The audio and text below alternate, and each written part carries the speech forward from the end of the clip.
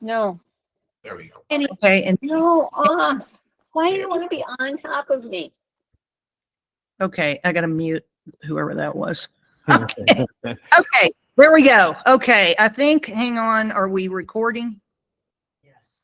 Are we making a transcript? Okay, I don't know whether we are. Transcribe. Martha, can you see my screen? Can you see my slide? I can. You can? Yes, I can see your Okay, screen. Okay, thank you. All right, everybody. Well, thanks for joining us. And thank you, Martha. So what I love about Martha is one of the occasional people I run across who is mission driven. You know, there are a lot of people in this world, whether it's in the world of supplements, probiotics, or even pharmaceuticals, who are driven by money, profit, revenue, those kinds of things. So I'm always thrilled to support someone who's driven by mission, purpose, trying to do something, trying to achieve something. And of course, Martha started this, trying to find better solutions for Parkinson's disease. And little by little, I think we're getting there, but just little by little. But I think that's what drives me also. We're not here to get notoriety. We're not here to take the spotlight. We're here to accomplish something, to help people. Because as Martha points out, you know, if you and I had $7 billion in the bank account, we could get back on media, but we don't, because the pharmaceutical industry is paying that much to major media, NBC, APC, CBS, and cable news and all that. And pharma told major media, don't let people like Davis and Carlin on anymore, because their message is contrary to the interests of the advertisers. So I'm grateful for having venues like Martha's, because we get to talk to you. Because it ain't going to come through CBS This Morning. It's not going to come through Dr. Ozzy, who was still around on TV. It's not going to come through any of the TV shows, because we're all blocked. So it means that if you want really genuine, hard-hitting health information, you got to look for it hard, right? You can't get it on TV. So that's what we're here to do. But anyway, tonight we're going to talk about SIBO and lipopolysaccharide endotoxemia that I'm going to propose to you. I want you thinking about this as the world's largest epidemic ever in the history of our species. So tonight we're going to talk about what is this thing called SIBO, and why I'm arguing that half the population, look to your right, look to your left. You'll see at least one, if not two people with this condition that is impairing their health or will impair their health in a variety of ways in coming days. What is lipopolysaccharide endotoxemia? Why is it crucial for you to understand this in order for you to gain control of your health? Why endotoxemia is a major contributor, either cause or exacerbating factor, in hundreds of health conditions. Sadly, your doctor knows virtually nothing, not because he's stupid, not because he doesn't, because they're generally indifferent to things that don't generate revenues. It's as simple as that, unfortunately. Let's talk about microbial strategies, not antibiotic strategies, but microbial strategies that put the control in your own hands.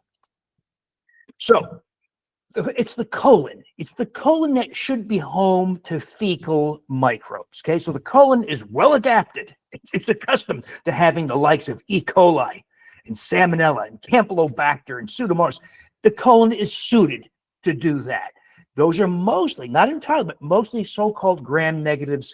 All that means is when you add some stains to microbes on a slide under a microscope, they'll stain in a specific way. They don't take up one of the stains, so we say it's gram negative. But it characterizes the composition of the cell wall. There are gram positives. There are some what are called archaea, non-bacterial microbes. There are some fungi. There's some viruses and other things.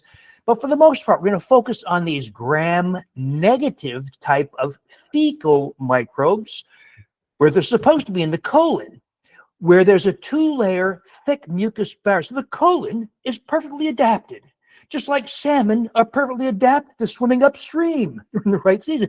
You can't do that, but salmon can do that. So the colon is accustomed. It's built to tolerate the presence of trillions of fecal microbes. And this will be important to you later on. The gastrointestinal system has a venous system. You know arteries and veins, right? But the gastrointestinal system empties into a venous system that's unique and separate from the rest of the body. It's the portal venous system. So your small intestine, colon, liver, pancreas, etc., drain into a very specific portion of the venous system called the portal venous system. That's important because that portal vein, that portal venous system empties directly into your liver. So your liver is the direct recipient of a lot of products from your GI tract. And only then, after passing through the liver, does it enter the rest of the circulation. You'll see what this is very important, for instance, in fatty liver, because your poor liver takes a beating, a pounding from the bacterial breakdown products that come from your GI tract. If you understand that little phenomenon, that little thing, a lot of things start to make better sense to you. So if we ascend up from the 4 to 5 feet of colon, so the colon, as you now know, has trillions and trillions of microbes. It's supposed to. But if we climb up into the ileum, then jejunum and duodenum, and then finally stomach, the numbers get lower and lower. So the transition from the colon to the ileum, for instance, there's about 1,000-fold reduction in number of microbes. We go up higher to the jejunum and duodenum. There's 1,000,000-fold reduction in microbial numbers. Now, not to say those areas are meant to be sterile. They're not. They do have bacteria, but the number of microbes are meant to be far, far less than what you're supposed to find in the colon. And they're different microbes. You don't want feces, right, in your duodenum, just beyond the stomach. You'd be sick, right? By the way, that's what happens in food poisoning. You go to a fast food joint or some restaurant where the kid behind the counter failed to wash his hands after going number 2, or he contaminates utensils, and you get a wallop of E. coli and salmonella in your upper GI tract. What happens? Well, you're vomiting, diarrhea, food poisoning, right? So the colon can tolerate fecal microbes. The rest of your body cannot tolerate fecal microbes. And so when we ascend from the colon, the home of fecal microbes, into the ileum, jejunum, etc., you should not have fecal microbes, right? You should have other species that are not so toxic as those found in your colon. Well, here's a problem. Modern humans have lost hundreds of microbial species. If we compare our gastrointestinal microbiomes to, say, people who live outdoors in the forest, in the jungle, in the savanna, who hunt, dig in the dirt, fish, they live off the land, right? They have far richer microbiomes. You likely heard this than we do. And a lot of this is because of our exposure to antibiotics. So it's not uncommon for you to have received 30 courses of antibiotics, 30 courses of antibiotics by age 40. 650,000 prescriptions are written every day for antibiotics in this country. Now, there's other things. We're not quite certain how much of a role they play in decimating the microbes in your gastrointestinal tract, but there's glyphosate, right? The active ingredient in Roundup. So it's an herbicide, yes, but it's also a potent antibiotic that selects to kill beneficial probiotic type species, but doesn't kill fecal species. So the corn, soy, wheat, all those things sprayed with glyphosate they cultivate fecal microbes. Of course, other herbicides, other pesticides more or less do the same thing. Preservatives in your food, they're meant to keep mold and fungi from growing in your food, but they do so likewise in your gastrointestinal tract. Emulsifying agents, polysorbate 80, carboxymethylcellulose, carrageenan. These are the things that keep your foods mixed, like ice cream.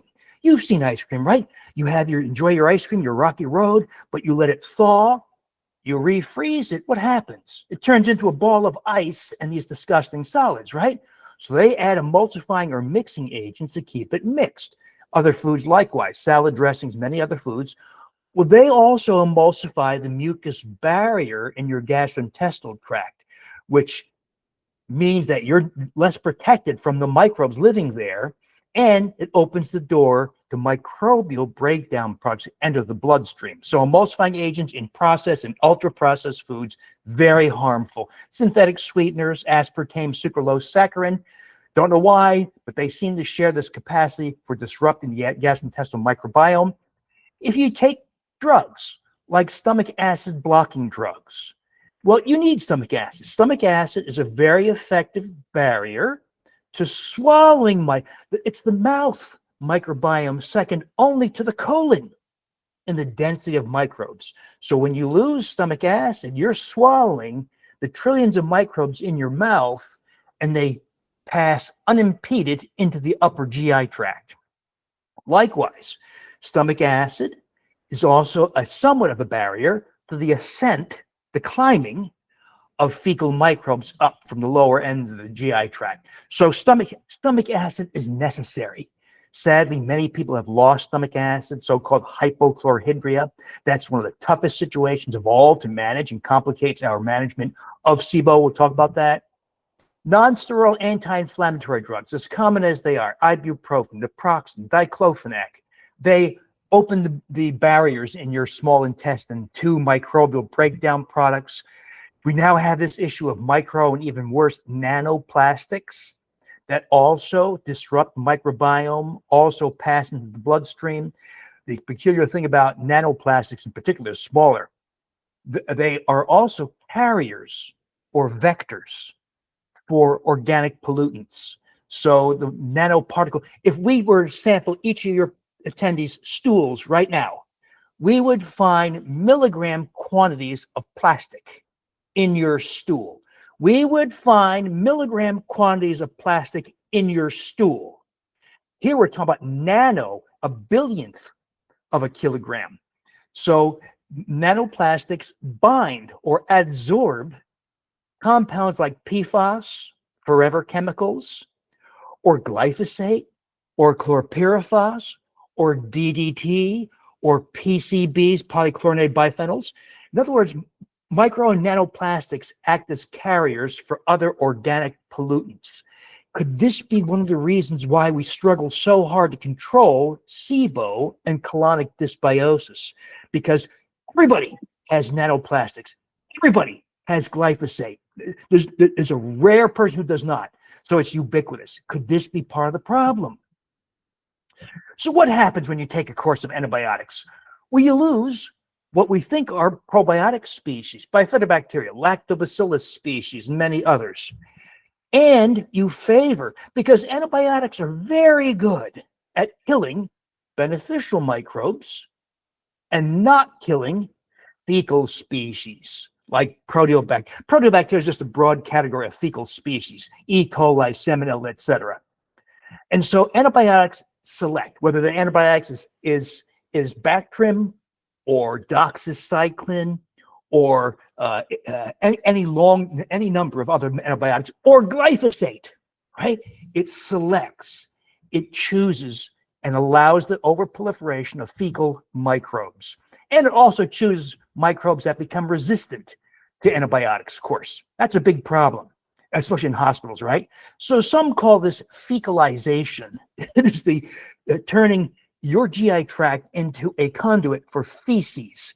You can see this, by the way. So this came to my attention years ago. I was looking at radiographs. In the old days, we used to do upper GI swallows and injections of contrast into your colon, and we would see the appearance of fecal material in the small intestine. You're not supposed to have fecal material in your small intestine, right? It's supposed to be only in the colon. But you can now see, if you did a CT scan, you swallowed barium or similar contrast agent, or you just swallowed barium and you did a multiple series of x-rays, you would see the appearance of feces in the small intestine. Not the full length, but the last few feet of small intestine, so-called fecalization. So this is what antibiotics and other things are doing to us. Now, there's a time and place for antibiotics, right? If you had a bladder infection and you let it go too long and it sent it to your kidneys, pyelonephritis, and then those bacteria entered your bloodstream, urinary sepsis, you can get very sick. You might have to go on a ventilator. You might go into respiratory failure. You might have kidney failure. So you can get very sick. So there's a time and place where antibiotics are necessary. If you had a wound and it's gangrene, you need an antibiotic, right? So this is not to say you don't need antibiotics ever, but the wild overuse of antibiotics, 650,000 prescriptions written every day. As I mentioned before, most of us by age 40 have taken 30 courses, more, of course, over a longer period. Children, especially susceptible to this. For every 1,000 children, over 1,300 prescriptions are written every year. So children are wildly overexposed starting from birth, right? A woman delivers a child, she gets antibiotics, baby gets antibiotics, and then the baby over the subsequent 3, 4, 5 years gets multiple rounds of antibiotics. So we know, even independent of any insight into the microbiome, we know that people who get antibiotics have an increased incidence of allergy, food intolerances, conditions like asthma, inflammatory bowel disease like Crohn's disease and ulcerative colitis, an increase in neurodegenerative and other neurological phenomena, an increase in type 2 diabetes, an increase in weight, increase in diabetes, increase in emotional struggles, social struggles. In other words, there's a time and place for antibiotics, but we pay a substantial price for getting an antibiotic. It may have saved your life. It may have prevented you from getting sepsis, but you're going to pay a price. One of the prices we pay is a massive disruption of the gastrointestinal microbiome, favoring the overproliferation of fecal microbial species. But the crazy thing about this, and this is something I did not appreciate for many years, is that when you lose all those beneficial species in the colon, small intestine, there's an overpopulation of fecal microbes called proteobacteria. Unfortunately, the microbiological world has renamed a lot of designations for these microbes. So what we used to call proteobacteria is now this crazy Pseudomonas odota. I don't make this stuff up, right? So that's the work of some of the microbiologists. So the fecal microbes in the broad classification of proteobacteria or Pseudomonas odota, like E. coli, these are familiar names probably because they cause your urinary tract infection. They cause your food poisoning because you do not tolerate fecal microbes anywhere outside the colon. But here's the crazy thing.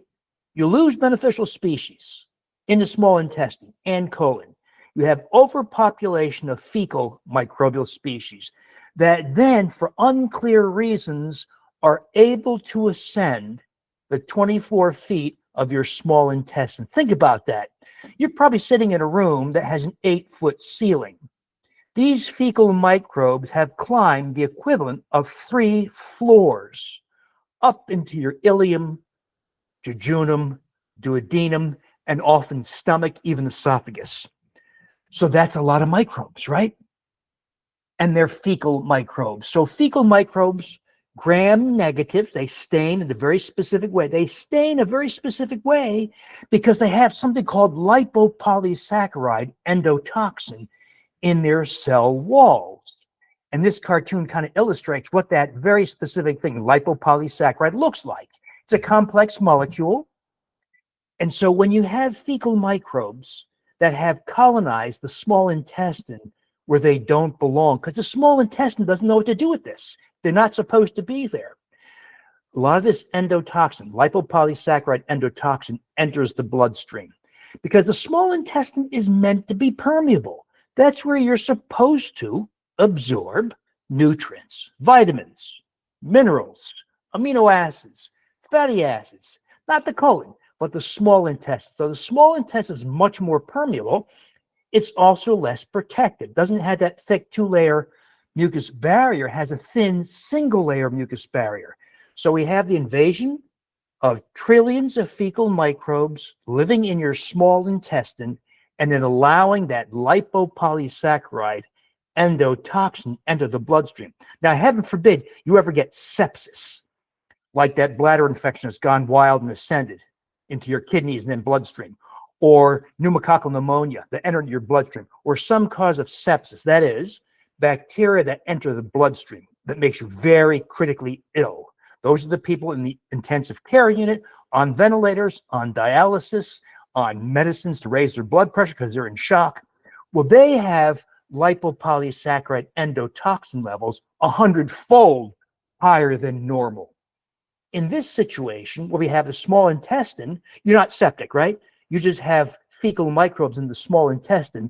There's only a 200 to 400% increase in the normal levels of endotoxin in your bloodstream, but enough to make you sick.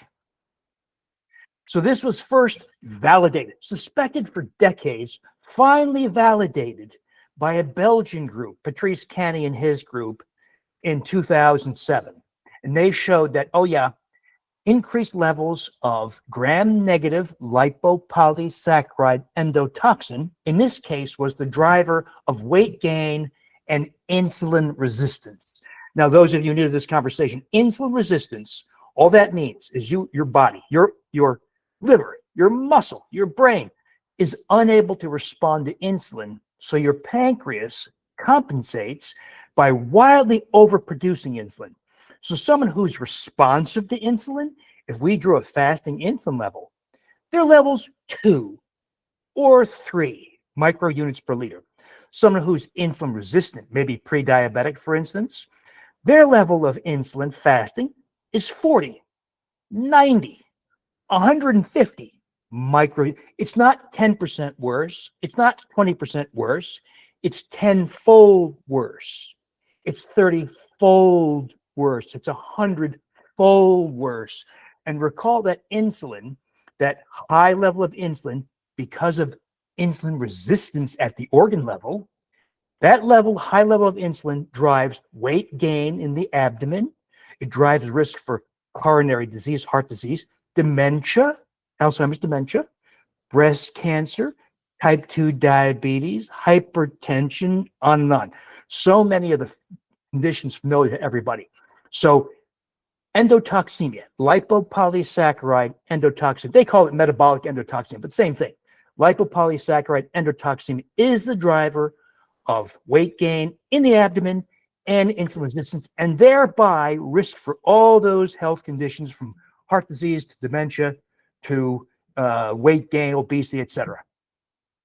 So we had this situation where the small intestine, the 24 feet of small intestine, becomes the residence of trillions of gram-negative fecal microbes that allows that lipopolysaccharide endotoxin to enter the bloodstream. And this is how microbes in the gastrointestinal tract can have their effects felt far away in the brain, skin, heart, ovaries, uterus, testicles, prostate, etc. Name the organ, lipopolysaccharide endotoxemia can play a role. Now, this situation, you might say, well, this doesn't affect me, right? Well, I thought so too. But it's become clear this situation where we have the 24 feet of small intestine colonized by fecal microbes is epidemic. It's everywhere. Here's the evidence. If we took the several dozen studies, not Prevention Magazine article, not Life Extension Magazine article, not some YouTube video, if we take the several dozen studies that ask this question, in condition blank, what proportion of the people test positive for SIBO? There's something called hydrogen gas testing. We use that because microbes produce hydrogen gas and you cannot. So it's a way to map. Where microbes are living in your gastrointestinal tract. So let's do this exercise. In condition blank, what proportion of people test positive for SIBO? Let's take irritable bowel syndrome. 60 to 70 million Americans have IBS, irritable bowel syndrome. What proportion will test positive? Well, it varies from study to study, the method used, etc. But on average, about 31%. Well, that's about 18 to 20 million people right there. How about obesity? There's 110 million obese Americans. Frightening. Half will test positive for SIBO. Well, that's 55 million people there. How about skin conditions like eczema, rosacea, psoriasis? Well, there's 6 million people with those conditions. About 40% will test positive, another 2.4 million. How about the 34 million people with type 2 diabetes? Well, about 40% will test positive, another 14 million. Now, admittedly, there's some overlap here, right? there's going to be an obese type 2 diabetic. But let's factor in neurodegenerative diseases, sleep apnea, fibromyalgia, anxiety, fatty liver, restless leg syndrome, on and on. All the conditions you're familiar with that you see afflicting your neighbors, friends, coworkers, etc. We easily exceed 150 million people, or roughly 1 in 2. If you go to work and there's 10 people in your office, at least 5 have this. If there's 5 people in your family, 2 or 3, actually, if it's in your family and one person has, it's likely everybody has it. That's a little different situation. But in other words, this is not rare. It's common. It's becoming the rule, in fact, because of all those factors we talked about, but especially our overexposure to antibiotics. And this is what was a turning point for me also. There was a consumer device. I have no relationship with this device. In fact, I've had some arguments with the people. They're good people, but they don't understand. This thing was invented. It's called the Air device. It was invented by a PhD engineer, not a physician. And he and his group really don't fully understand. I've been trying to educate them, but they're kind of resistant. But it is a mapping device. And I started, this is in 2018, it's a number of years ago, started having thousands of people test their hydrogen gas on their breath. So microbes produce hydrogen gas, you cannot. So we can use that phenomenon to determine how high up microbes are living. There's a very simple protocol. It's in my Super Gut book, for instance, in my blog, williamdavismd.com, how to use this. There's a diet prep, there's a baseline measurement, and then you consume something that microbes feed on, and you measure how fast hydrogen gas is produced. Because the faster it's produced, the higher the microbes are in your GI tract. Well, I start to have people do this, lo and behold, positive H2 production high up in the GI tract is everywhere. It's the unusual person who tests negative. Now, it's not a perfect test, but it's a useful test. And please don't hear you must buy this device in order to know if you have SIBO. It's just one of the things to be aware of, that there is a consumer device. It's like 150, 200 bucks, something like that. And you can test yourself to see. But look at this. Here's one study that kind of looked at all the conditions that had been looked at. That's why I said there have been dozens of studies asking in condition blank, what proportion tests positive? You can see here, connective tissue diseases, about 50%, right? Crohn's disease, a high percentage. Pancreatitis, very high. Obesity, approaching 40%, something like that. Over and over and over again, we see that this is not an unusual situation. It is a situation that either complicates or initiates multiple. And this is a partial list. This is a partial list. So we have this situation called small intestinal bacterial overgrowth. We say SIBO, S-I-B-O, meaning you have trillions of fecal microbes inhabiting the 24 feet of small intestine, mostly gram-negative, sometimes in some people gram-positives also can do this, in an area of the GI tract that is permeable, right? And remember, microbes don't live, hopefully you live 70, 80, 100 years, whatever, right? Dogs live what, 12, 15 years. Microbes live hours. So when you have trillions of microbes living in the small intestine, they're dying, living and dying, reproducing very rapidly. You have this huge turnover. If a microbe only lives for 3 hours, you can see they're always living, dying, and when they die, they release their toxic components, like that lipopolysaccharide endotoxemia. So it's important to recognize that endotoxemia is body-wide. It's not unique to the GI tract. It starts in the GI tract, but it exports its effects to your eyes, to your brain, to your hippocampus, to your thyroid, to your thymus, to your heart, to your coronary arteries, to your atria in the heart that causes atrial fibrillation, to the left ventricle that gets impaired and causes congestive heart failure, to your pancreas, contributing to chronic pancreatitis, to your kidneys, contributing to kidney disease, to your skin, contributing to rosacea, psoriasis, and eczema. In other words, no organ can escape the effects of this body-wide. It will vary in expression, yes, depending on your unique susceptibility and other health conditions, but recognize this is not just, because people say this, well, I don't have any gastrointestinal problem. Doesn't matter.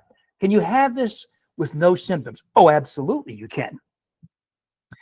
So the primary effect of endotoxemia is inflammation. Inflammation in the brain, inflammation in the eyes, inflammation in the skin.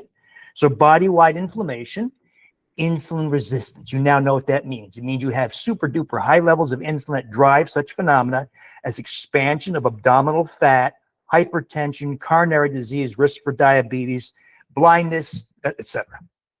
And there are this is an area so interesting, that endotoxemia has a major influence on your mood, your emotions, and your internal dialogues.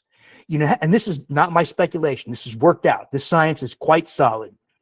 Endotoxemia drives social isolation. It drives depression, anxiety, hostility, hatred, loneliness. So much of the modern human experience is driven by the microbes in your small intestine. Isn't that amazing? So the Germans have been very brave in this area. They've done several studies, for instance, looking at people who, it's been known for many years, people who are depressed. We're talking about serious depression, right? And often unresponsive to conventional therapies. No wonder, conventional therapy is pretty much garbage. Nonetheless, so if we take a bunch of people who are depressed and unresponsive to, say, SSRI drugs, and we look at those people, they're all inflamed. They have higher C-reactive protein, IL-6, IL-1 beta, TNF-alpha, all the measures of inflammation. What if we took non-depressed, healthy people and injected them with lipopolysaccharide endotoxin? What happens to them? They're depressed. Within 3 hours, an MRI of the brain shows all the hallmarks of clinical depression. Lipopolysaccharide endotoxemia, a major driver of emotions. Think about how much hatred, racism, violence can we blame on what's going on in your small intestine? I think a lot. Those are the primary phenomena. How about secondary phenomena? Well, expansion of abdominal visceral fat. Are Americans fat? You bet they are, right? Now we have this ridiculous, harmful solution called GLP-1 agonists. It's a whole other conversation, of course. But one of the consequences of endotoxemia from the small bowel is the expansion of abdominal visceral fat, the worst kind of fat. By the way, when you have expansion of abdominal visceral fat, you start to deposit fat in other organs also, like around the heart, epicardial or pericardial fat that accelerates coronary disease. In your pancreas, that kills off your beta cell that can convert a type 2 diabetic to a type 1 diabetic. In your liver, fatty liver. In your hips and knees that you can see on an MRI, when you have globules of fat deposited there because you have too much abdominal fat, that fat in the joint space erodes joint cartilage. It accelerates your path to bone-on-bone arthritis. So anything that expands abdominal visceral fat is very, very destructive to your overall health, even outside of the abdomen. Hypertension, atherosclerotic disease in the coronary arteries and the carotid arteries. So endotoxemia is a driver of beta amyloid plaque, the hallmark of dementia. The hallmark of dementia. So if you're getting galantamine or some other garbage drug for dementia that does nothing for the course of the disease, but you failed to address the endotoxemia driving beta amyloid plaque deposition. So remember this, beta amyloid plaque is not the cause for dementia. All these drugs now, antibody drugs, that reduce or dissolve beta amyloid plaque, but make your dementia worse. Why is that a surprise? Beta amyloid plaque is not the cause. It's a response. What is the driver? Well, there's probably several drivers, but one of the main drivers, endotoxemia from your small intestine. How about glycation?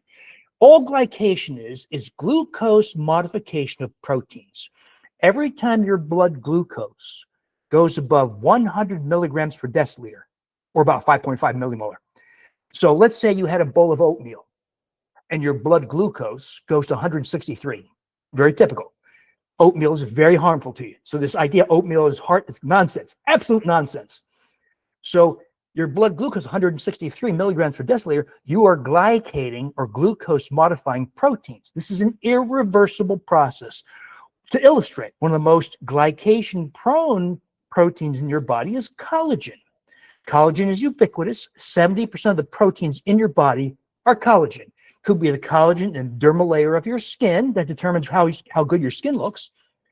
Could be the collagen in your joint cartilage that determines how healthy your joints are. Could be collagen in the aorta, any other number of other organs.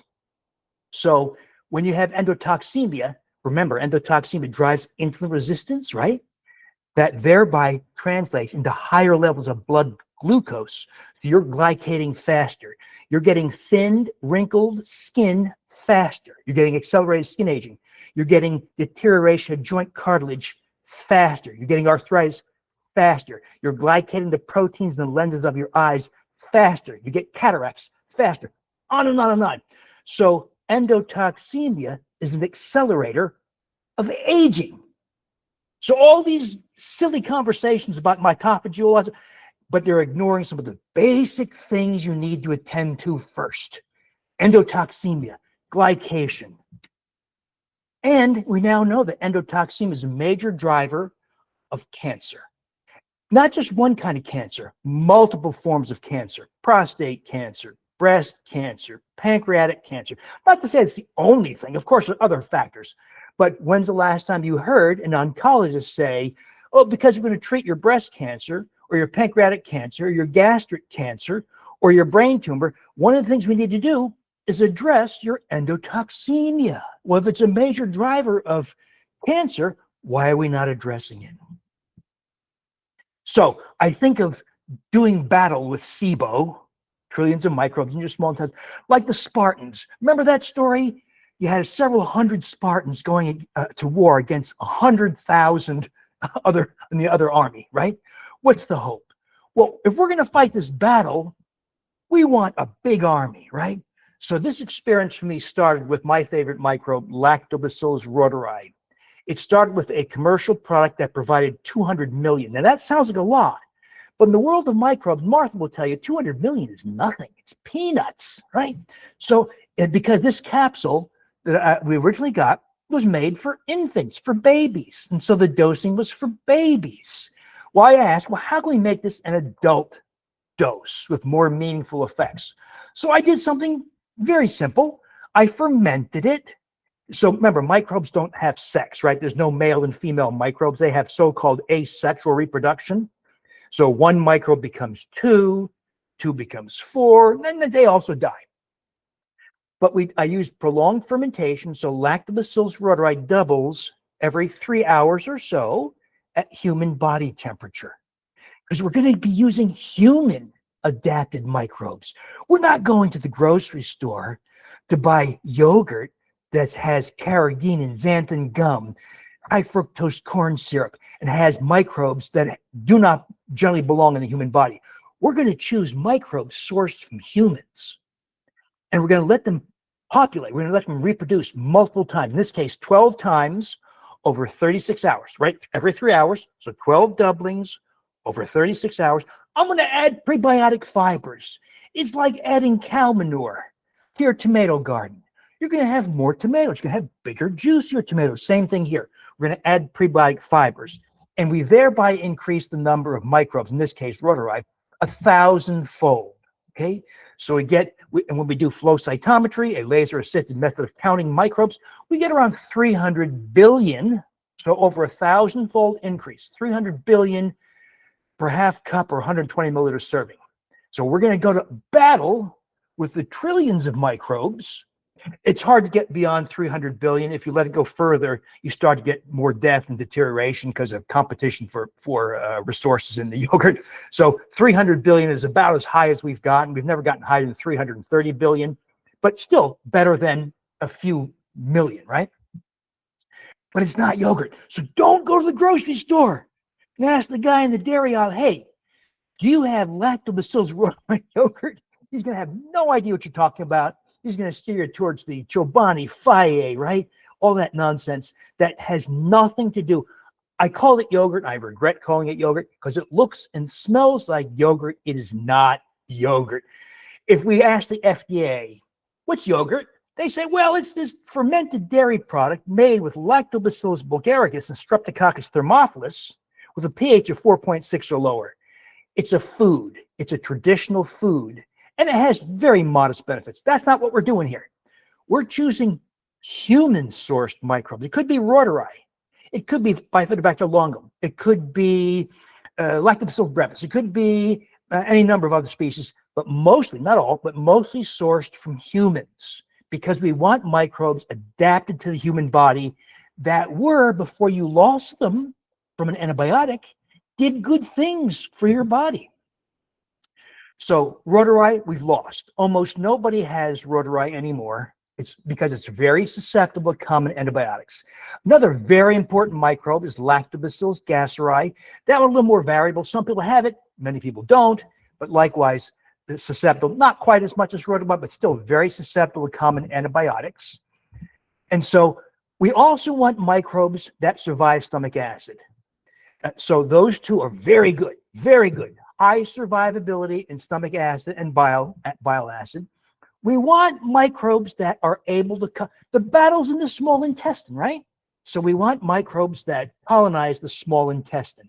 If they colonize the colon, that's great, but that's not what we're looking for. We're looking for microbes that colonize the small intestine and the colon. And we want microbes that are known, have been documented to produce what are called bacteriocins. All that means is they produce their own natural antibiotics. So colonize the small intestine, produce antibiotics, because that's where those fecal microbes are living, right? And we want bacteriocins that are effective in killing fecal microbes. And we want those super duper high numbers that we get from this method of prolonged fermentation. So bacteriocins are smart. They're smarter than commercial prescription antibiotics. Because if you took azithromycin or clarithromycin or one of those kinds of antibiotics, it kills Lactobacillus, Bifidobacteria, Fecalibacterium, Akkermansia, Ruminicaceae, Eubacteria, Lactospiraceae. It kills the good guys and doesn't kill the fecal microbes. So we're not going to do that. We're going to use something smarter than prescription antibiotics. We're going to use bacteriocins, and that get released in the small intestine. And we're going to go a step further. Let's throw in Bacillus subtilis, which likewise survives stomach acid and bile acid. It doesn't colonize the small intestine. It's a spore. It's like a seed. It germinates in the ileum, and it is a champion at bacteriocin. I recently DNA sequenced one of these species, one of these strains, and the one I have produces seven bacteriocins. So Bacillus subtilis is a magnificent producer of bacteriocins. And so while reuteri and gasseri produce bacteriocins, mostly effective in killing gram negatives like E. coli, Bacillus subtilis also produces bacteriocins effective in killing gram positives. So an occasional person will have SIBO, for instance, or colonic dysbiosis dominated by a gram positive, like Staphylococcus aureus or Streptococcus pneumonia or Enterococcus. And here's where Bacillus subtilis is a very powerful addition. So we make this thing that I call SIBO yogurt. Okay. Now, in the original formulation I shared in my super gut book, it was reuteri, gasseri, and Bacillus coagulans. But coagulans is a very interesting microbe. It just is not that reliable fermented in dairy as a yogurt-like food. So I replaced it with Bacillus subtilis, and that works better. It's a little more reliable in a dairy vehicle. We ferment it. Now, lately, you can ferment them together, but as time goes on, I think you're better off fermenting them individually. You get higher numbers. But the original formulation, reuteri, gasseri, coagulants, did work. The majority of people did normalize H2 gas or got rid of whatever symptom they had blamable on SIBO. But if you want to do this, the most powerful, ideal way, you ferment them individually, prolonged fermentation, reuteri, gasseri, 36 hours. You can ferment subtilis for 24 hours at 90 degrees Fahrenheit. The other two are human body adapted better. So reuteri, gasseri, human body temperature, 98 to 100, right? Fahrenheit, give or take, 37 degrees centigrade, Celsius.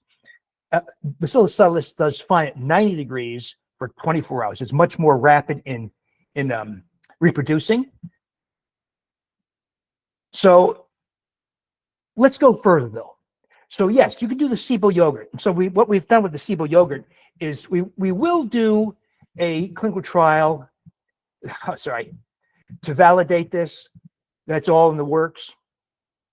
We can't do it as yogurt, of course, in a clinical trial. It has to be encapsulated because you can't count on people making yogurt. There's too many uncertainties and variables. So we'll do that probably sometime in 2026. We just completed another clinical trial. We'll probably start this sometime later in this year to show. But I'll tell you, it looks and smells like yogurt. You make it in your kitchen. No one's talking about removing your small intestine. So the bar is low, right? And you get all the incredible benefits of these microbes, but especially the reuteri, skin, muscle, brain, all kinds of other benefits. So in other words, it's not a drug. It's a collection of beneficial microbes that you should have had all along. But let's go further. So one of the reasons why you have endotoxemia is because there's been a disruption of the intestinal barrier from antibiotics, the expansion, the overproliferation of those gram-negative fecal microbes, and the loss of beneficial microbes. We lost those species that were colonizing the small intestine, but specifically reuteri and gasseri. Now, here's where my bias towards complete elimination of all wheat and grain from the human diet. That would never supposed to be part of the human diet at all. That was my Wheat Belly series of books. Because the gliadin protein, what things increase the permeability of your gastrointestinal tract? Well, only a few things do. Non-steroidal drugs like naproxen, ibuprofen, they increase it. The overproliferation of fecal microbes in the small intestine, they increase it. And the gliadin protein of wheat and grains massively increases the permeability of your small intestine. Think about this. The combination of consumption of wheat and grains in the presence of SIBO is lethal. It is guaranteed huge health problems. So one of the things that we do is we completely eliminate all sources of the gliadin protein. And by the way, the gliadin protein is a component of gluten. People say gluten, it's gliadin. Gliadin also is only partially digestible by the human digestive tract. We don't break it down to single amino acids like we're supposed to, because wheat was never supposed to be part of the human diet. It's not meant for humans. We break it down to 4 or 5 amino acid long peptide fragments that are able to penetrate into the brain and bind to opioid receptors, where they don't make you high. They're very potent appetite stimulants. Big food loves this. They know how to push your appetite buttons and make you a fool for eating. That's the effect of big food. But in this context we're talking about now, the gliadin protein is an open door to the contents in your small intestine and colon. Wheat germ agglutinin, yet another component of wheat and grains, is highly inflammatory, further increasing intestinal permeability. I'm pointing this out because if you say, all right, I'll address my SIBO with SIBO yogurt, what else can I do to reduce the permeability of my gastrointestinal tract that's allowing these foreign substances to enter my bloodstream? Emulsifying agents. Here's an irony. You know the Miralax used for a bowel prep for your colonoscopy? Huge increase in intestinal permeability that lasts several days. It is extremely destructive, yet it's used freely and endorsed and blessed by my gastroenterologist colleagues. So we avoid emulsifying agents, ice cream, salad dressings, other processed foods that have these things that emulsify and degrade the mucus barrier in your gastrointestinal tract. Like we said, non-steroidal anti-inflammatory drugs, aspirin. People take a baby aspirin thinking they're going to prevent heart attack and stroke, not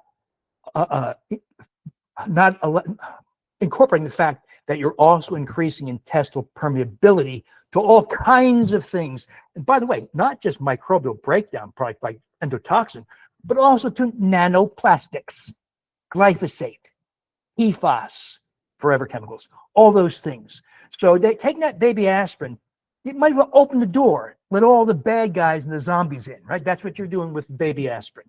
Micro and nanoplastics, a very, very big issue for another time. And we, of course, supplement basic things that fortify the intestinal barriers, like omega-3 fatty acids, very important because it It activates the intestinal alkaline phosphatase that partially degrades that lipopolysaccharide endotoxin. Vitamin D, very important for similar reasons. It fortifies the intestinal barrier. Well, how do you figure out? You say, what does this really apply to me? Well, you could undergo an endoscopy. You could have the gastroenterologist aspirate or suck up some of the fluid from your duodenum or upper jejunum. Well, it's invasive, right? There are occasional complications, and they don't know how to assess the contents. They don't run DNA. You have to run DNA sequencing to tell what's in that juice.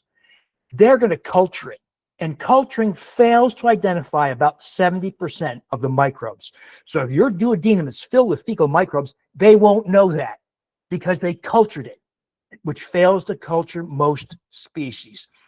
You could do something called a serum lipopolysaccharide measurement, but that's not clinically available. It's a research tool, so you can't get that, so it doesn't help us. Can you identify small intestinal bacterial overgrowth with a stool test? No. When you get a stool sample, where did it come from? It came from the rectum. That's why Martha and Raul Cano, when they were developing all the products for BiotiQuest, right, they submitted the entire bowel movement. So that gives you more of a colonic look. And of course, the colonic microbiome is different from the rectal microbiome, but we're talking about the small intestinal microbiome. So unless you weave a colonoscope all the way through the 4 to 5 feet of colon and got up to the ileum, that's the only way you're going to get an ileal specimen. Well, you can't do that, right? That's very invasive. So recognize that as helpful as stool analysis can be, it is a rectal sample. And the rectal stool is different. The microbiome composition is different from the descending colon, from the transverse colon, from the ascending colon, from the ileum. So you can't identify SIBO on stool testing. You can suspect it. Let's say you did a stool analysis and it shows that you have too many proteobacteria, E. coli, Salmonella, Campylobacter, Pseudomonas, Proteus, all those guys. You can say, well, I think this suggests there's SIBO, and this person has food intolerances and bloating and diarrhea. That person probably has SIBO, but you can't tell that for certain from stool analysis because it's a rectal, not a small intestinal sample.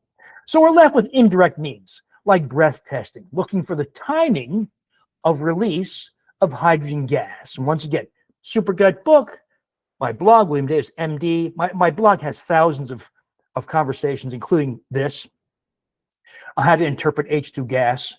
Or you can just go by what I call telltale signs. If you see fat droplets in the toilet, or your stools float because you're not digesting fats, that's because you have fecal microbes in the duodenum, where your pancreas releases pancreatic enzymes and your gallbladder releases bile, and those fecal microbes are impairing the action in fat absorption of those pancreatic enzymes and bile. So fat malabsorption, the failure to absorb or metabolize fats, can be a sign that fecal microbes are in your upper GI tract. The symptoms of irritable bowel syndrome, bloating, diarrhea, sometimes constipation, that can be a sign that you have SIBO with a high likelihood. Food intolerances. Your great-grandma, if you said, hey, great-grandma, I can only eat 12 foods because everything else makes me sick. It gives me skin rashes, anxiety, asthma, whatever. She would say, what are you, crazy? There's no such thing. Back in her time, there was no such thing. But it's everywhere now. We could call it intolerance to FODMAPs, nightshades like eggplant and tomatoes. It could be histamine-containing foods, could be legumes, could be fructose-containing. These are all variations of SIBO. The problem is not the food. The problem is the ignorance of your doctor. That's a problem also. The problem is SIBO that is causing the food intolerance. And then there are conditions where the likelihood of SIBO is so high, you can pretty much just assume you've got it, right? Fibromyalgia. Almost everybody's got SIBO severely. Irritable bowel syndrome, high likelihood. Restless leg syndrome, very high likelihood. Obesity, fatty, etc., very high likelihood. Now, like I said before, if I said to you, the solution to SIBO is surgical removal of your small intestine, and your life will be changed and impaired forever, and you're going to die maybe a decade younger. Well, we should be damn confident this is true, right? What if the solution is something that looks and smells like yogurt that you make in the comfort of your kitchen that gives you smoother skin and a restoration of youthful musculature and a restoration of vaginal moisture, and increased testosterone, and better emotional state, a sense of generosity and acceptance of other people's opinions, and happiness and well-being. Well, how confident do you have to be that you have SIBO? So I kind of regret calling it SIBO yogurt. I really should have called it restoration of foundational keystone microbe yogurt. But you would say, what the hell is that? Right? So I called it SIBO yogurt, whether you like that or not. So you don't need to be confident, right? If the solution is so benign and so beneficial for so many reasons, you can make it even if you don't have SIBO, and you can still get all kinds of benefits. And by the way, you can do this with other microbes. We only have so much time tonight, right? But what if you have a daughter or granddaughter who just delivered a new child, and you want to make sure that child has beneficial maximal neurological development, right? Has a higher IQ, is more better adapted socially, less likely to have asthma and diabetes. Well, that child needs to have Bifidobacterium infantis.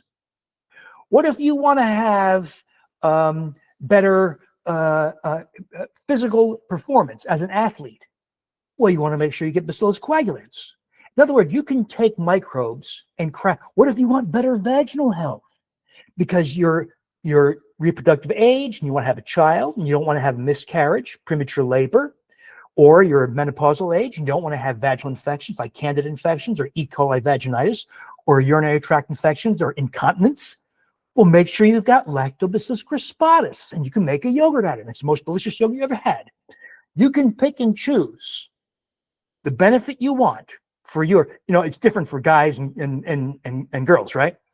And stage of life. But you can pick the microbe for the effect you want. And you can amplify bacterial counts by, in this case, making something that looks and smells like yogurt or other fermented foods. Okay, thank you for listening.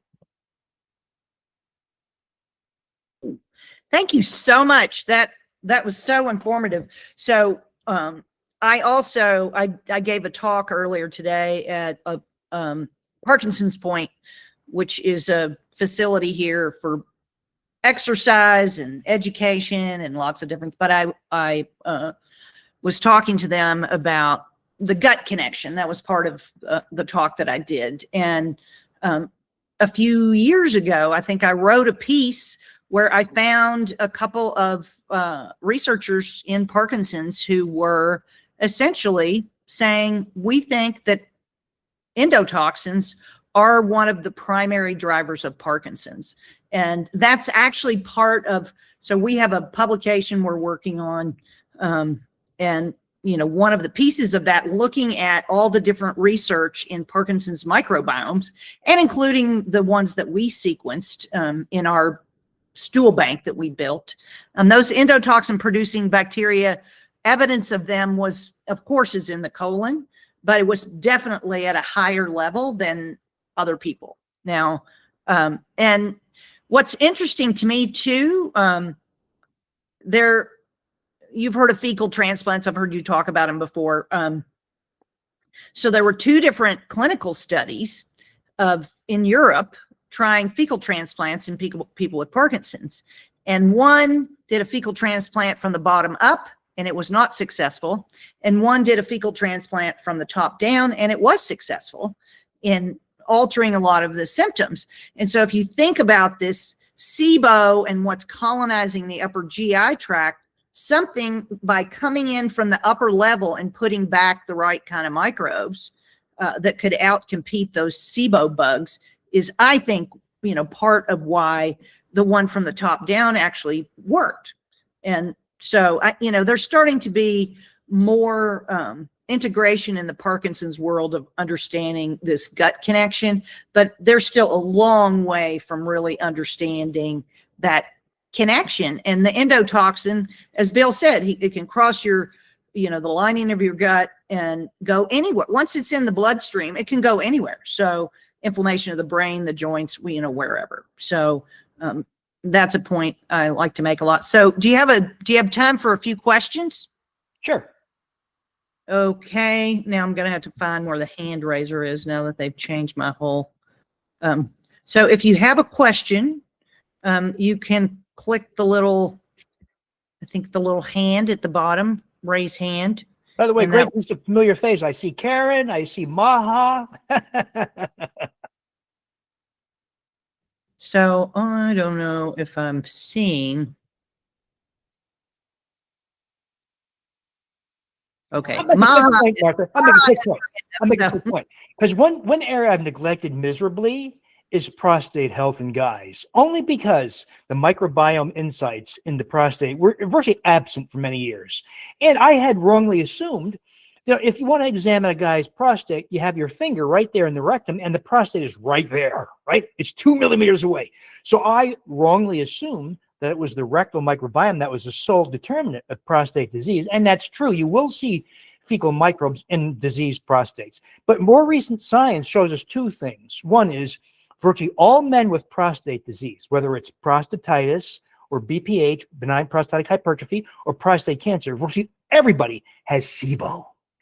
And if we took diseased prostates, prostatitis, BPH, prostate cancer, and biopsied them, nobody's got Lactobacillus crispatus, the dominant vaginal species.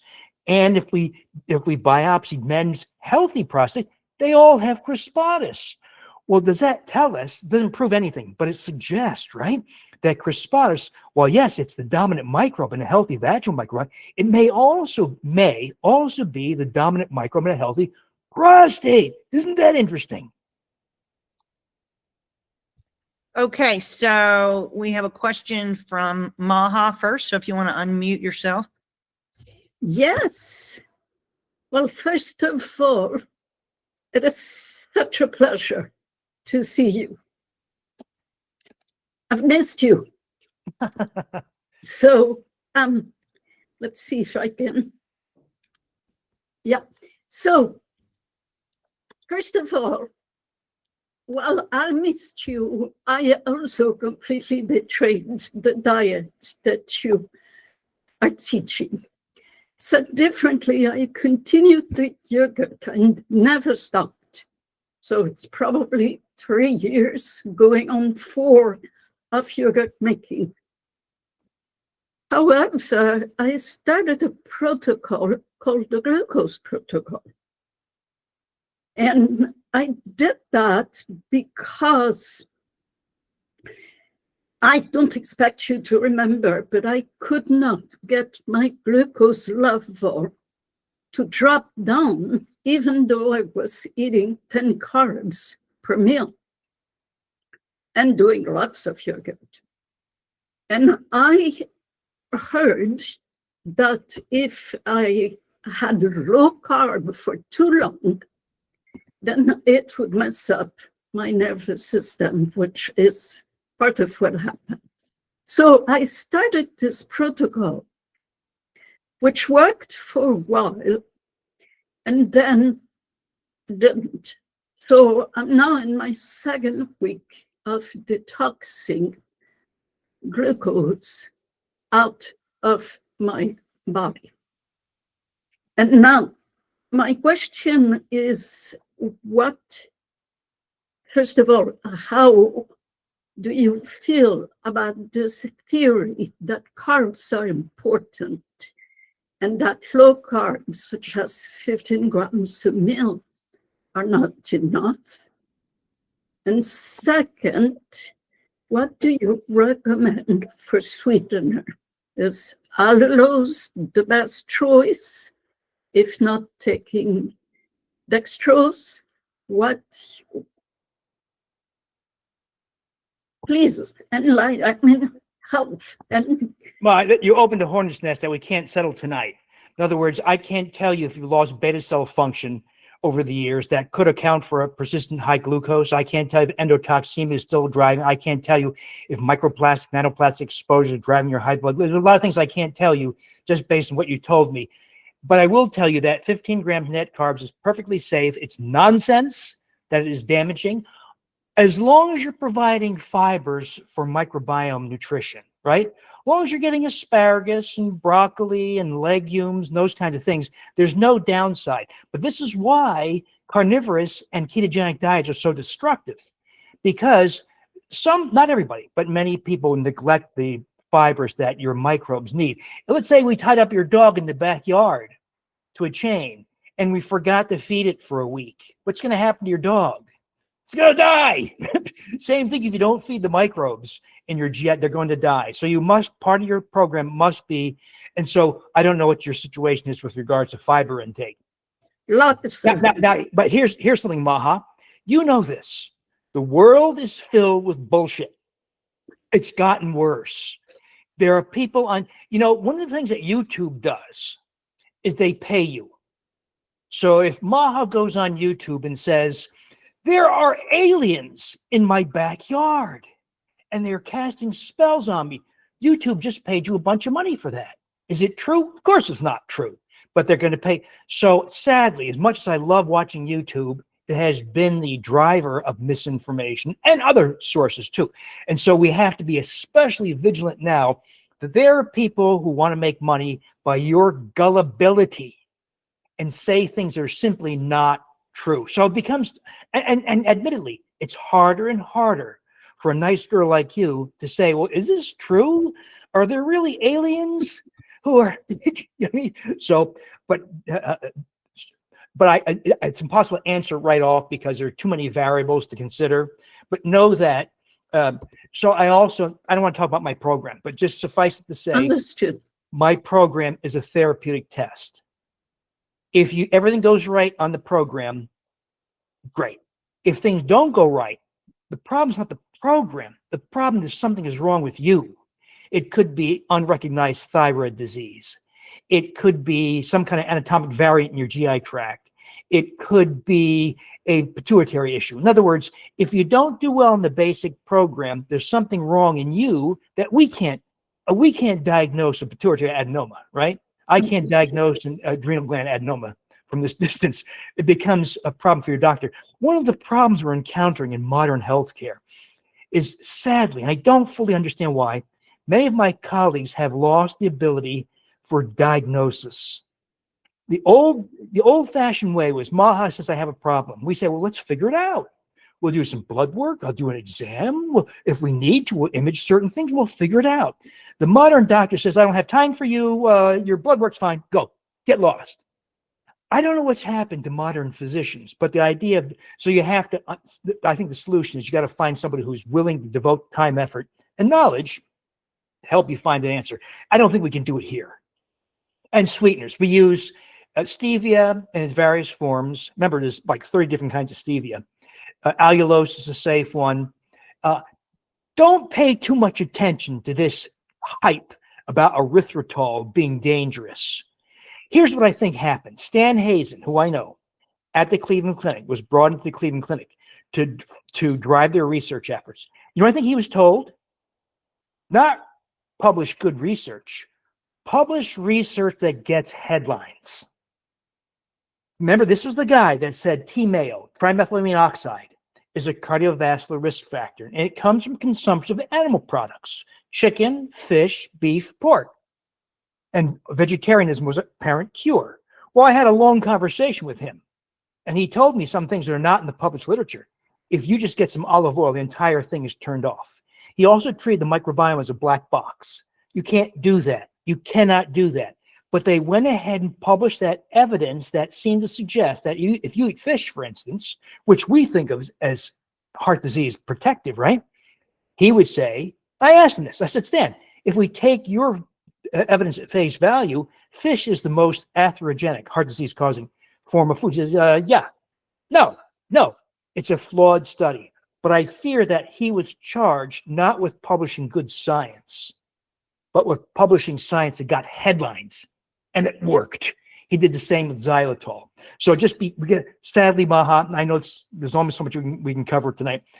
Be very skeptical of what people are telling you, because there's so much bad information. It's gotten worse. So I have true. thank you. Kind of a thought on the allulose, because it's now the new darling of sugars. But I actually wrote a piece on it because it's a rare sugar. Well, okay, if we have a rare sugar, there's probably a reason why it's rare. And so then if it becomes the ubiquitous replacement for everything, it's no longer rare. And we have no idea what that means for the microbiome or the whole human system. So I always kind of caution people too, if there's a lot of hype around a new product, buyer beware and use with caution. Yeah, that's a great point, Martha, because I see this happening also. People are looking for the newest, novel, shiny thing. And sometimes it's good. It's often not. Other sweeteners that are safe, monk fruit is a good one. Inulin, not the sweetest, but it also helps. You can combine inulin, say, with monk fruit or allulose or erythritol, and that's another way to sweeten your things. But here's something to know also. The longer you're grain-free and sugar-free, the less taste you have for those things. You may try to bite into a Snickers bar or a milk chocolate bar and spit it out because it's disgusting. It's far too sweet. So you'll see that happen also, that your desire for sweetness should dissipate over time also. I was carnivore for 2 years and a half. I didn't even have stevia, no sweet, nothing, no coffee, nothing but meat. So I know what you're saying about the taste for sweets disappearing. I have a direct experience for that. But where I am right now is I consider that sweet is a natural taste and a necessary taste. So it's like I've changed vision on that. Like, I don't want to say sweets are bad, but I'm not interested in going there. So, shall we get back to a microbiome conversation? okay. So, and you did mention that you were a carnivore strictly for 2 years. So back to Bill's point, if you are a strict carnivore, and this is something I learned at a recent low carb conference too. A lot of, one of the doctors at the end who had been working with people on strict carnivore diets for a very long time, then started seeing that they were having more problems because they're not feeding the fibers that the colon, the healthy bacteria need. And so, it may help in the short term in terms of, getting rid of all those inflammatory, the foods that are, with the gliadin and all, or that are feeding the microbes generally, but you want to get back to feeding a healthier microbiome. So I think Jen's got her hand up. Thank you. Thanks, Maha. Hello. So in thinking about stool sampling and cultures versus like the type of testing they do at stool testing companies, one of the companies that I have been recommending does a vaginal health test as well. And so I'm wondering if it's the same situation, culture versus the, they're doing what, shotgun metagenomics. So is that comparable to the stool test versus a endoscope aspirate? So what Jen's talking about, the methods used to characterize microbes, and it's evolved and it's improved over the years. So we started with culture methods many years ago, which we know now. That was the reason why we were so ignorant, because as you know, most microbes don't grow in culture, like a petri dish. And then there was 16S ribosomal RNA methods, which is just a small sampling of the microbe genetics, which is not very helpful because it'll say things like, well, you have lactobacillus. And Jen says, well, lactobacillus acidophilus, lactobacillus brevis, lactobacillus reuteri, which one? They say, we don't know. And then DNA sequencing has become much more accessible. And so I'm only familiar with like 4 different vaginal testing platforms, and I believe all of them use DNA sequencing, because you really need to do that in order to distinguish, say, Lactobacillus acidophilus, Lactobacillus crispatus from Lactobacillus jensenii, Lactobacillus NC, and some of the others. So you really need DNA sequencing to fully decipher the different species in the vaginal microbiome. Mm-hmm. So I think her name is Susie, only she spells it Souix or something. She's a scientist in Australia who actually showed, she has a TED Talk. She has purple hair, but she did a research project with mice, feeding them E. coli orally, and found that the E. coli colonized the vagina. And so, and she had basically put a green fluorescent protein on them so she could see the movement, because, you know, the thought is that all these cavities and things, you know, everything's separate, and it really isn't separate. And the microbes are kind of traveling around. So, you know. Excellent point, Martha, because I think about this with crispatus. A woman can take Lactobacillus crispatus orally, and it will colonize the vagina. But you get, how? There's no connection. There's contiguity, nearness in the perineum, in the groin area. So there's nearness, but there's no direct connection. But somehow the crispatus colonized the vagina. And then even more remarkably, the crispatus colonized the bladder. And there's very elegant work from Loyola University, about 20 miles from where I'm sitting right now.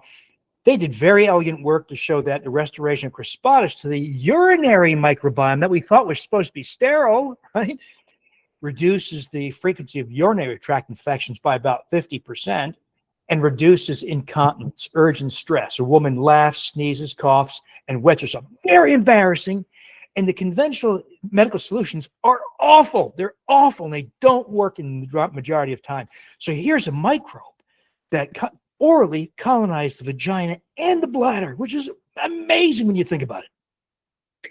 Well, that is, I actually just did a blog post on my Martha's Quest about chronic urinary tract infections in Parkinson's. They're frequently diagnosed in women with Parkinson's, not so much with men. I think it's actually missed in the men, and they actually do have them. And so that's one of those contributors of endotoxin. But I'm going to go back and post a follow-up on that blog and talk about your crispatus as a possible solution for that. I gave some kind of other natural solutions for trying to deal with that. But I've had multiple people come up to me lately when I've been talking about the microbiome, and I've talked about endotoxin and these bacteria, and they've said, you know, I am really worried because I've had a chronic urinary tract infection for 2, 3, 4 years. I've taken round after round of antibiotics, and now I'm resistant to all the antibiotics, and they make me so sick. And so they get these cycles, and they can see that their symptoms get worse as the UTI gets worse. So like there's a huge connection here. So I'm going to go back and, you know, get them to listen to this replay and then tell them about the crispatus. And I'm sorry, Jen, I think I interrupted you. Oh, no, that's fine. I guess just a quick follow-up thought would be, should I expect to see crispatus in these stool samples, or is it just the contiguity? It would be in the vaginal test, but not necessarily in a stool test if someone has a healthy gut and is young, and, you know, female should. You can, but it's inconsistent, Jen, and it's not quite clear how necessary it is. I'm more excited about the skin colonization with crispatus. Yeah. So young ladies have crispatus. Ladies over 65 don't have crispatus. So what does that mean? Well, you got to wonder.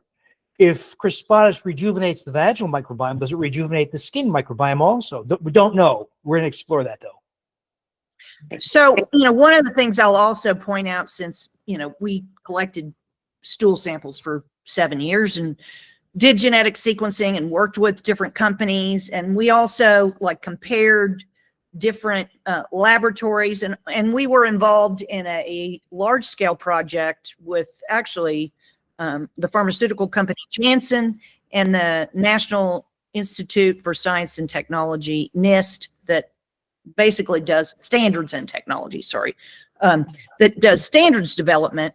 And we did a project called the Mosaic Project, where we took the same stool sample. So we made this large homogenate so that everybody across the world that wanted to participate in this study could use the same identical sample. And so we tested and did all this stuff to make sure that all of our samples were the same. There were five different ones. We sent them out across the world.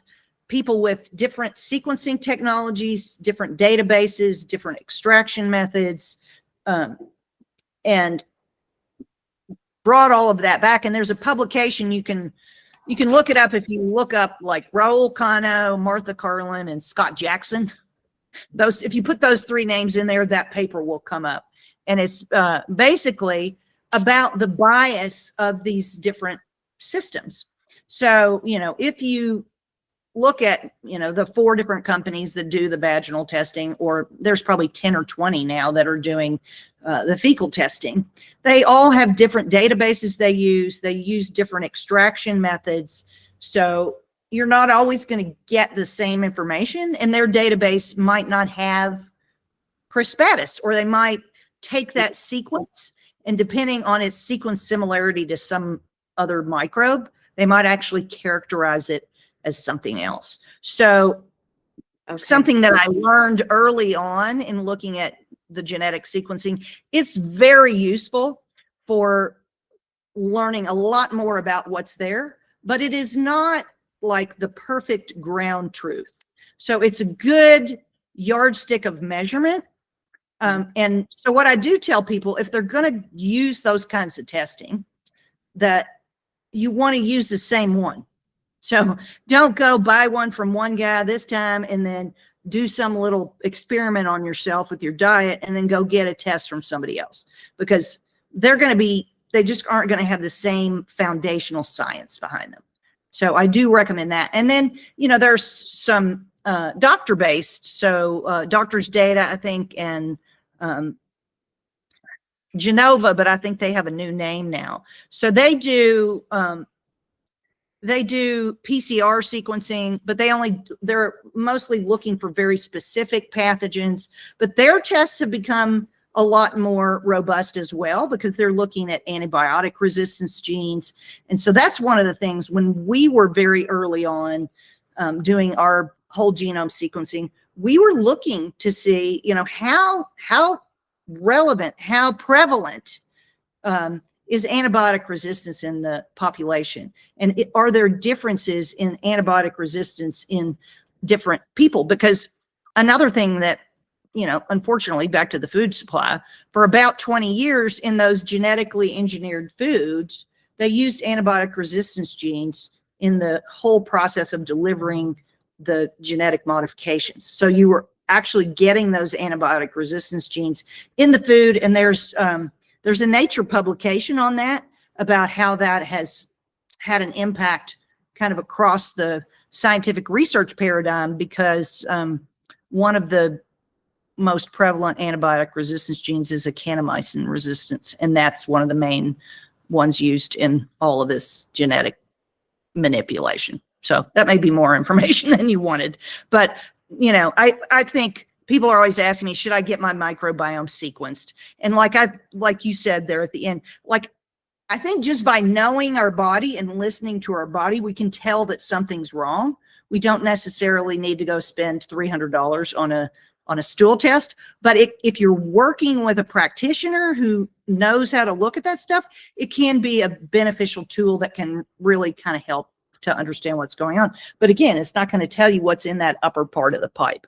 There are some technologies that, and I really need to go out and check on where these are today, because they were working on a capsule that you could swallow that would actually sample at the different, like when it hit different pH levels in the GI tract as it went down, it would take micro samples and save them, I guess, stratified in some way so that you could tell where it came from. But I haven't heard anything on that recently. So I think we also have a question here from Debi Bernish. Debbie, you want to unmute? Oh, hi there. So, hi. So I guess the question is for both of you guys. So I know some men that have issues with UTIs. And so if they've been on antibiotics or if they've had surgeries and things like that, do they need to do the antibiotic antidote first and then go on crispus, go on my crispus? Or can you skip the antibiotic antidote and just do the microspottis? Uncharted territory, Deb. Nobody knows. Yeah. Nobody knows. We'll tell you that we are planning an antibiotic antidote clinical trial this year, working with Raul on that. But, you know, we're not doing a comparison. If you can, you know, add the one micro, I think there would be no harm in maybe doing both of those. I don't think you would have any harm in that. What I will tell you, you know, for anybody who's on here who doesn't know how the antibiotic antidote formula kind of came into being, we actually had seen a research paper that came out of Weizmann Institute in Israel that had studied an 11 microbe mix in a post-antibiotic treatment, and it actually made the situation worse. And so they didn't really disclose. We think we went in and sort of dug around, and we found a product in Israel that had exactly those 11 strains. And I think they were probably hired to show that it was helpful. And then when it wasn't helpful, they still wanted to do a publication. So they like separated everything out. But, you know, when we looked at it, and of course, many of you know Raul, and, you know, Bill knows Raul very well. You know, he looked at the formula and he said, well, that's going to make the whole system too acidic. So it's not going to allow for a restoration of a more diverse microbiome. And so we need to do something that's going to enable a more diverse restoration of the microbiome. And so that's how we came up with the cross-feeding formula of antibiotic antidote. So anyway, we are planning a clinical trial in a cohort of about 30 people this year. Well, 30 on and 30 not on, kind of the same size as we did our sugar shift clinical trial.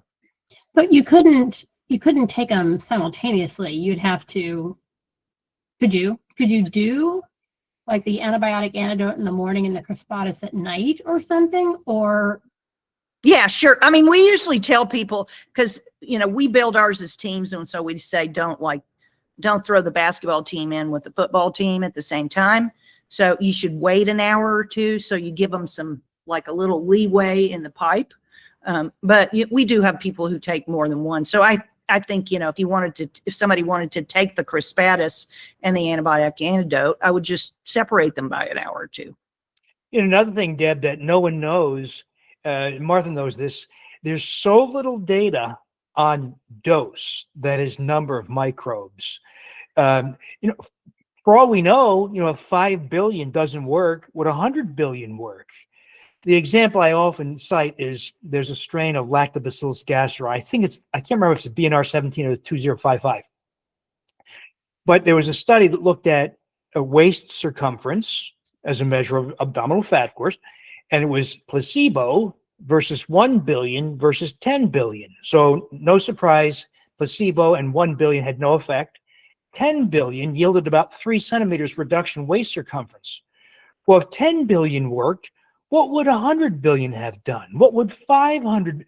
No one knows. And it's because, you know, we're not pharma.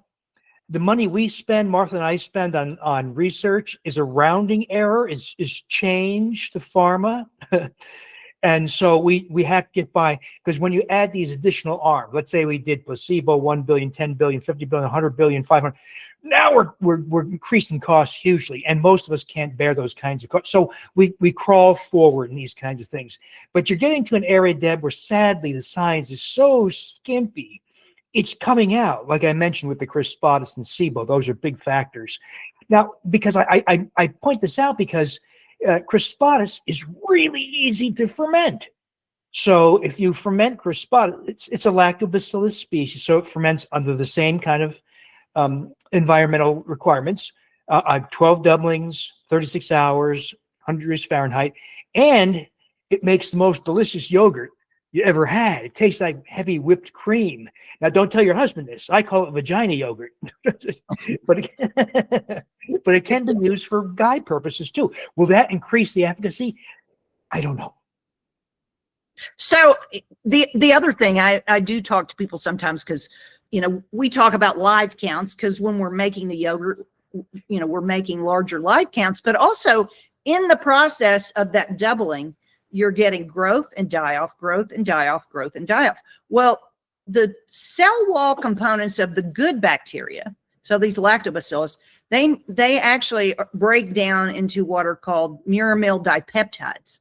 And those peptides are signaling molecules as well to our immune system.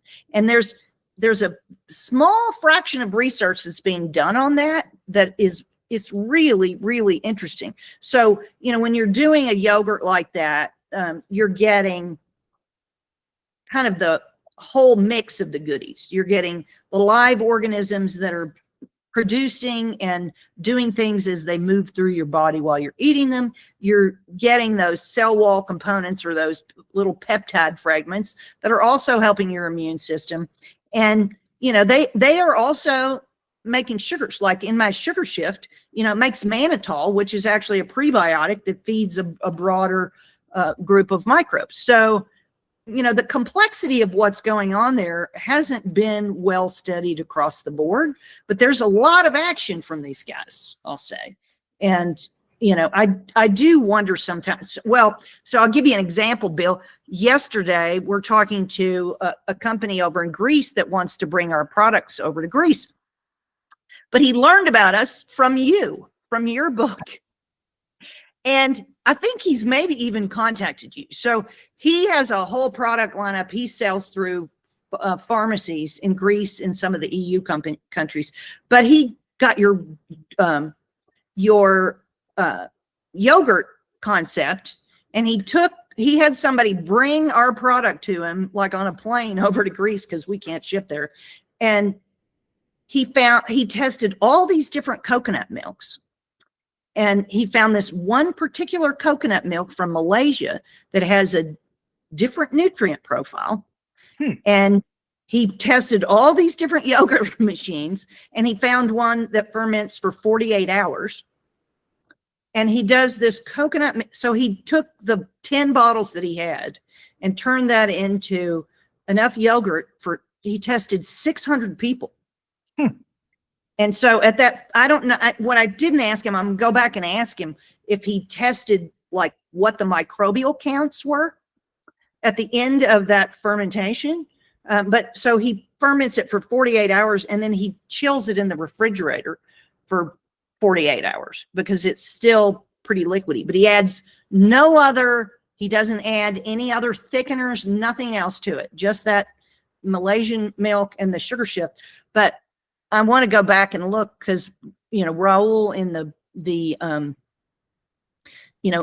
using our software or our computer program called Bioflux, where we predict how the microbes work together. One of the things is a cross feeding, but the other is the growth rate. And in our growth rate, essentially the other microbes cross-feed the reuteri so that at the end of that 12-hour period, the reuteri has the best growth rate. So I'm wondering too, you know, if, you know, just the things you do within the ecosystem that kind of help the reuteri to flourish. I don't know, but I do think the higher counts of microbes they definitely have different actions than the lower counts. There's a lot we know. There's a lot we don't know. But hey, it's exciting time. And, you know, I love having you with us and sharing your enthusiasm for this work. And I mean, it's amazing to see. I mean, I thought you knew everything in the world, like when I met you like 6 years ago about the gut microbiome, and you've learned so much even since then. And so have I. I mean, I just felt like we were so far ahead of people, and I think we're still very far ahead of people on how we think about all of this. And it, you know, it just has a huge impact on so many people. So I thank you for that. And I want to announce our winner is, let's see, Roland Hergstadt.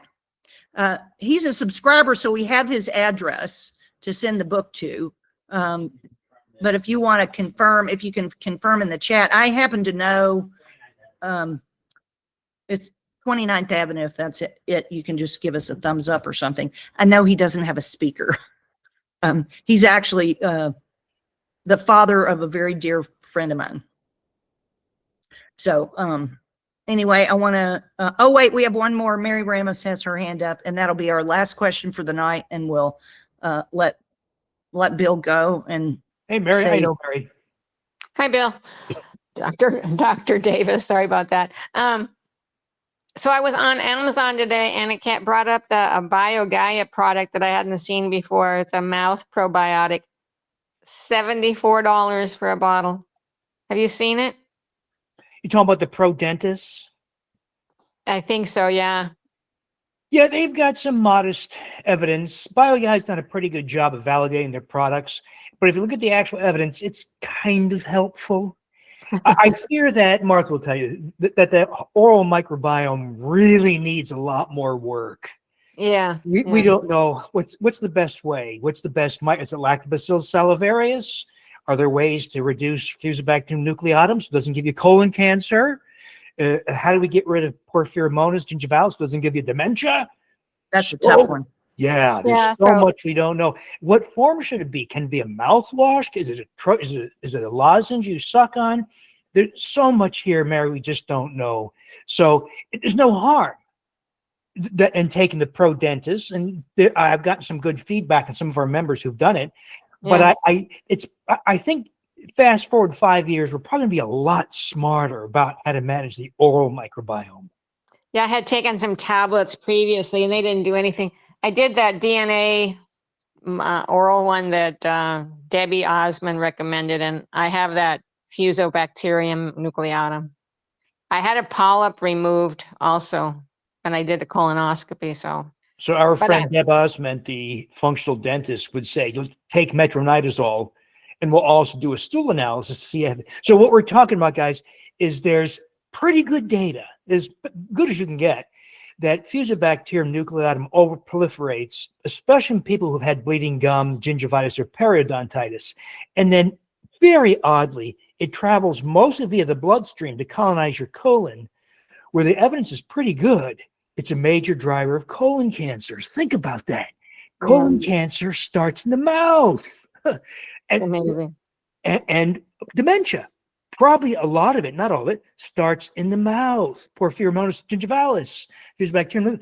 So, Mary, you're right. The oral microbiome is critical, but just not enough science to be smart about it yet. And is there anything that gets rid of that Fusobacterium nucleatum? Because I have a lot of it, and it said I had very poor numbers of bacteria and types of bacteria in my mouth. So I don't want to speak for a dentist, but she would advise you to have some kind of a cleaning process going. She would use some other things like ozonated olive oil. I'm not sure about that part. I'm not a dentist. But when you're dealing with that significant a pathogen, Martha and I are not advocates of antibiotics, right? Right. But this may be a situation where you might have to resort to metronidazole. Okay, I guess I have to find. I already talked to my present dentist, and he told me I don't have any gingivitis. He doesn't understand why I would want a better cleaning job than his dentist does. I don't know. I don't have any periodontal disease. I don't understand why I have this issue, but then I got all kinds of issues with my SIBO, right? So anyway. Debbie was on here, but it looks like she has dropped off. But she does have, if you go to her website, she has a free course you can take about the recommendations on her dental hygiene program. But she's had some pretty significant improvements in patient health by working on the oral microbiome. And, some of those people are people who had some pretty difficult cancer cases who are in much better shape from taking care of their microbiome. So, people don't always think how these things are connected, but everything's connected. It's all connected. It's like, I want to lose 100 pounds. Do I just do diet? Do I have to exercise? Well, what do you think? Move your body. Yeah. All right. Thank you. Well, thank you again for joining us, Bill. Really appreciate you coming back tonight. And I hope that the Parkinson's people who have come in from Resolve Parkinson's or from the Parkinson's Point today have listened to this and start to connect some of the dots to how this might have an impact on some of your non-motor symptoms in Parkinson's, as well as some of your motor symptoms, and start to think about how you might undertake some of these strategies. Pick up one of Bill's books, read about it, learn about his group. You know, always we have these calls every, well, second and fourth Thursday. We'll be actually having, in February, we have Dr. Michelle Perro, who wrote a book 10 years ago, Why are Our Children Getting Sick? She is a great proponent and was an early pioneer in starting to see these connections in the food, in her pediatric patients, and using food as medicine instead of drugs. And so again, she's one of those people who doesn't get her voice heard a lot. You know, we're actually reading her book in our book club. So if you want to get her book, it's 10 years old, but it's still very relevant today. And the science is starting to come out of the shadows about glyphosate and the grains and some of these things that, you know, Bill's been talking about for a long time. So thank you again for everything you do. Thank you to everybody for coming tonight. Just so appreciate you. Thank you, Martha. Thanks, everybody. Have a terrific night. This one.